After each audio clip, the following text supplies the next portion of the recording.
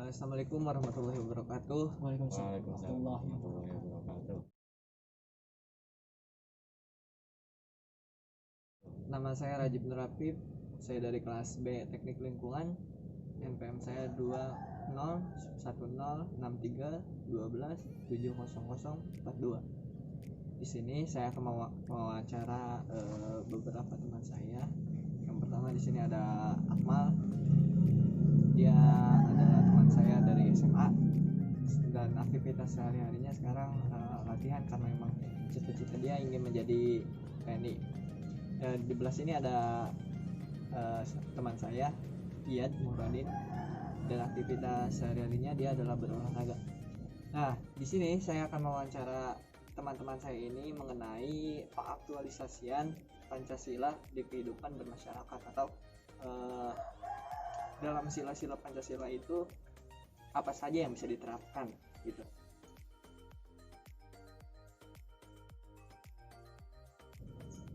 Dan untuk wawancaranya saya akan memulai pada saudara Akmal. Jadi pada sila pertama itu adalah ketuhanan yang Maha Esa. Menurut Akmal, bagaimana contoh pengaktualisasian sila pertama pada kehidupan yang bisa Akmal lakukan? Dari sila pertama ya. Sila pertama kan ketuhanan yang Maha Esa. Jadi kita sebagai umat yang beragama di dalam suatu negara kesatuan Indonesia ini harus saling menghormati satu sama lain antara umat beragama. Jadi toleransi ya. Walaupun yang satu ada masalah, yang satu lagi kita bantu walaupun beda beragama.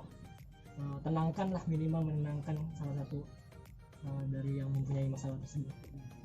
Kalau menurut saudara Ian?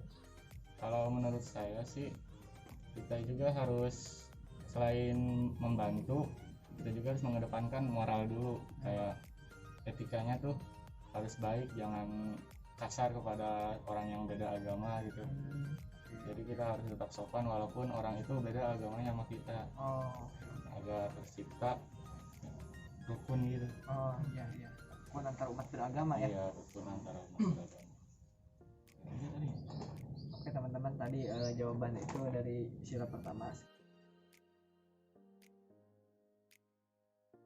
Sekarang yang sila kedua yaitu kemanusiaan yang adil dan beradab. Saya ingin bertanya dulu kepada saudara Akmal terkait pendidikan Pancasila di suatu universitas atau di suatu pendidikan ini. Menurut Akmal ini bagus atau enggak pendidikan Pancasila ini? Yang jelas pasti bagus, karena pendidikan Pancasila akan membentuk suatu moral atau etika dalam suatu pribadi, individu ya, agar si individu tersebut memiliki jiwa Pancasila. Iya. Kalau menurut Iyad sendiri, jadi kan sekarang ini ada pendidikan Pancasila. Nah, untuk pendidikan Pancasila ini di universitas atau di pendidikan ini bagaimana menurut Iyad? Bagus sih, jadi pendidikan Pancasila itu kan kayak dasar gitu dari semua pelajaran. Nah, jadi itu pendidikan Pancasila bagus buat diajarin ke anak-anak mau di tingkat manapun juga. Berarti seperti itu ya jawabannya. Lalu pertanyaan kedua, saya ingin bertanya kepada teman-teman semua terkait sila kedua yaitu kemanusiaan yang adil dan beradab. Nah, apa saja yang bisa dilakukan oleh teman-teman? Saya ingin bertanya kepada Akmal dulu, bagaimana? Sila kedua ya. Jadi suatu hakim misalnya, jika ada permasalahan harus menyelesaikannya dengan adil dan beradab. Misalkan kalau ada maling gitu, kita sebagai masyarakat jangan main hakim sendiri. Kita mempunyai hakim yang memang berwenang untuk menghakiminya. Jadi si hakim tersebut juga harus menghakiminya dengan adil dan beradab, bahwa si maling tersebut bahwa manusia kan harus mempunyai adab, bahwa manusia gimana dihukumnya gitu. Kalau menurut saudara Iyad? Kalau menurut saya benar juga kata apa, jadi kita tuh nggak boleh main hakim sendiri. Kita tuh walaupun mendukung kebenaran, tapi juga harus adil demi apa ya, adil sama manusia gitu. Jangan asal hakim sendiri, dan kalau ada apa-apa tuh jangan langsung mengambil kesimpulan cepat gitu. Pikir dulu matang-matang. Jadi menurut teman-teman seperti itu ya, karena itu jadi itu jawaban untuk sila kedua.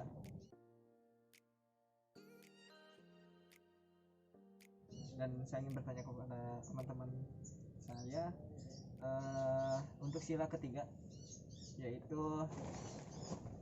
Persatuan Indonesia.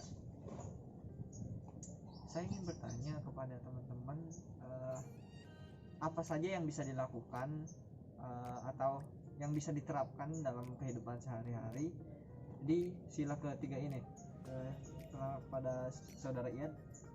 Persatuan Indonesia ya, menurut namanya juga Persatuan Indonesia, jadi kita tuh harus bersatu dalam melakukan kegiatan sesuatu gitu kan, seperti bergotong royong atau apa yang membuat orang-orang itu menjadi bersatu dan semua pekerjaan tuh jadi lebih gampang gitu. Lebih ringan juga ya. Kalau menurut saudara Akmal? Persatuan Indonesia. Jadi kita tuh kalau ada permasalahan di masyarakat, jangan mengambil kesimpulan satu pihak. Kita harus bersatu untuk memecahkan suatu masalah tersebut.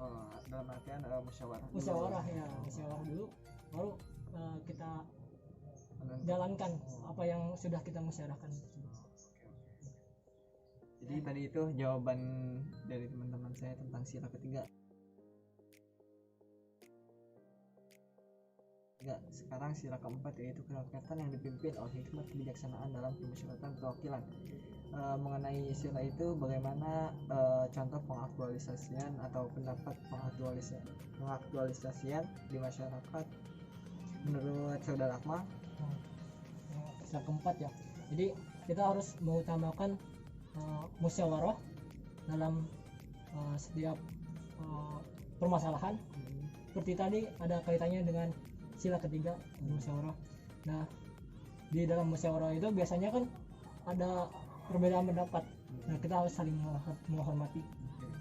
Untuk menurut saudara Akmal, sedangkan menurut saudara Iyad seperti apa tentang sila keempat ini? Menurut saya ya tentang tadi kan kerakyatan dipimpin oleh hikmat kebijaksanaan dalam permusyawaratan perwakilan. Udah musyawarah dan juga mengemukakan pendapat.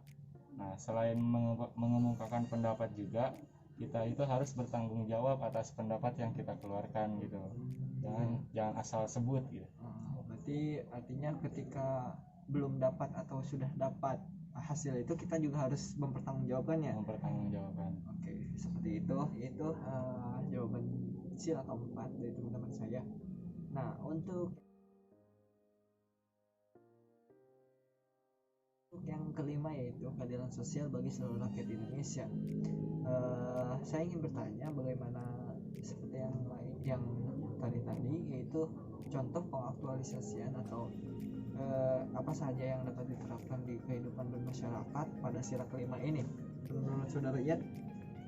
Menurut saya tentang keadilan sosial. Jadi kita itu saat melakukan sesuatu jangan menurut kita saja, jangan egois gitu. Jadi harus adil adil dengan yang lainnya, itu jangan harus menuruti kita aja, tapi juga tanya dulu ke yang lain atau apa gitu. Oke, kalau menurut saudara Akmal? Keadilan sosial bagi seluruh rakyat Indonesia. Jadi segala sesuatu yang ada dalam kehidupan itu harus adil. Ini misalkan sekarang itu ada dana pemerintahan ya. Yeah. Nah, dana pemerintahan itu seharusnya adil dibagikannya bagi semua masyarakat Indonesia dari Sabang sampai Merauke harus sama. Dari kalau misalkan buat yang masyarakat kecil dan masyarakat menengah sampai ke atas itu harus disesuaikan seperti dengan kebutuhannya masing-masing. Ya.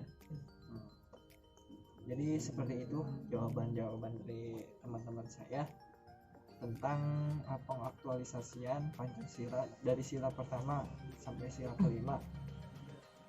Dan mungkin itu juga dari akhir dari video ini. Mohon maaf apabila ada salah kata, lebihnya itu milik sang pencipta dan kurangnya dari saya dan dari kami juga. Sekian, wassalamualaikum warahmatullahi wabarakatuh.